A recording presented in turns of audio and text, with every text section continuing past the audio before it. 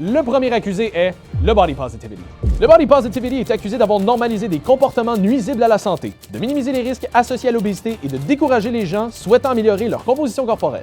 La défense répond plutôt que ce mouvement a permis à des millions de personnes de sortir de la honte, de réduire la discrimination basée sur le poids et de rappeler qu'une personne mérite le respect, peu importe son apparence. Alors, le body positivity est-il coupable ou est-il simplement mal compris? Que le procès commence. Je pense honnêtement que le body positivity a apporté beaucoup de bien dans une société qui a tendance à trop se concentrer sur l'esthétique, d'être le plus mince possible, d'être sur les abdos, parce que ça, c'est quelque chose que je répète fréquemment. Le fitness devrait améliorer la qualité de ta vie et non en prendre le contrôle. Là où j'ai plus de difficultés, c'est là où est-ce qu'on a tendance à aller le nez trop à l'opposé et que là, dès qu'on veut essayer de faire des changements dans notre alimentation, dans notre hygiène de vie, que ce soit de s'entraîner un petit peu plus, de se coucher un petit peu plus tôt, de peut-être limiter les sorties, automatiquement, c'est lié à la culture des diètes, on est grossophobe, et là, on se fait rabaisser. Sauf que de pousser trop loin à l'opposé rend l'opposé obsessif aussi. Ce qu'on veut, c'est essayer de se retrouver à quelque part entre les deux où est-ce que, encore une fois, le fitness améliore la qualité de ta vie au lieu d'en prendre le contrôle. Là où j'ai un problème, c'est quand tu vas commencer à imposer ton style de vie parce que toi, tu penses que c'est foncièrement mieux. Peu importe tes croyances, le plus important, c'est qu'est-ce que la personne veut faire. En aucun cas, est-ce que je pense qu'on devrait imposer notre façon de faire ou notre façon de voir les choses sur les autres. Donc, comme verdict final, est-ce que le body positivity est coupable?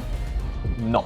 Donc, à mon avis, le body positivity n'est absolument pas coupable d'avoir voulu réduire la honte que certaines personnes vont ressentir à propos de leur shape, leur corps ou même leur état fitness. Là où le body positivity va être plus coupable, c'est lorsqu'on essaie de dissuader les gens de prendre soin de leur santé ou de faire des changements par rapport à leur propre corps qui n'impliquent personne d'autre qu'eux-mêmes. Être body positive ne veut pas dire de respecter exclusivement les corps qui sont un peu plus en surpoids ou qui ne fitent pas peut-être selon les standards de fitness, mais ça implique aussi de respecter ceux qui le sont. Donc, l'idée à la base en est une bonne, c'est juste que c'est un sujet qui doit être discuté avec nuance.